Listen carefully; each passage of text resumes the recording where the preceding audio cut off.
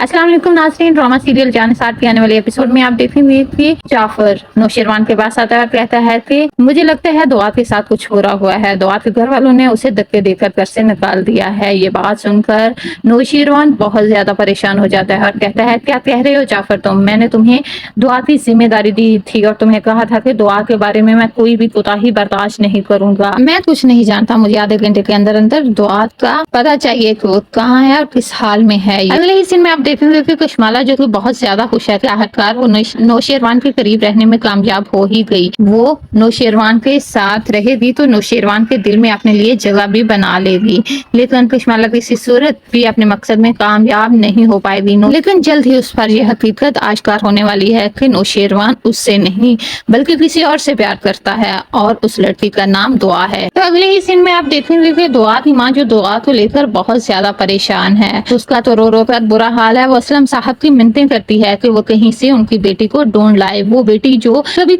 एक रात भी उससे दूर नहीं रही और आज दूसरा दिन है वो उससे दूर है। पता नहीं वो कहाँ होगी और दर बदर की ठोकरें खा रही होगी। लेकिन असलम साहब जिसके सीने में दिल नहीं बल्कि पत्थर है, वो फहमीदा को साफ अल्फाज में कह देगा कि फहमीदा तुम ये समझ लो तुम्हारी बेटी मर गई, मैं तो उसका जनाजा इस घर में ना लेके आऊं, तुम उसे जिंदा लाने की बात कर रही हो, इसलिए अब तुम उसे भूल जाओ। तो दूसरी तरफ आप देखेंगे कि फराज जो कि बहुत ज्यादा परेशान है इस बात को लेकर कि कहीं उसका राज खुल ना जाए और फिजा के सामने उसकी असलियत आ ना जाए कि दुआ के साथ जो कुछ भी हो रहा है उसके पीछे कोई और नहीं बल्कि वो खुद है। इसलिए वो फिजा को किसी सूरत भी अपने मेते से कोई भी राब्ता रखने की इजाजत नहीं देगा। फिजा जो कि अपने घर वालों का हाल अहवाल जानना चाहती है, इसलिए वो फराज को कहती है कि वो बात करना चाहती है अपने घर वालों से। तो फराज उल्टा ये कह देता है कि तुम्हारे हाल हवाल पूछने से क्या तुम्हारी बहन जो कि बात भी है वापस आ जाएगी? तो फिजा उसे कहेगी कि मैं सिर्फ अपने घर वालों का हाल जानना चाहती हूँ।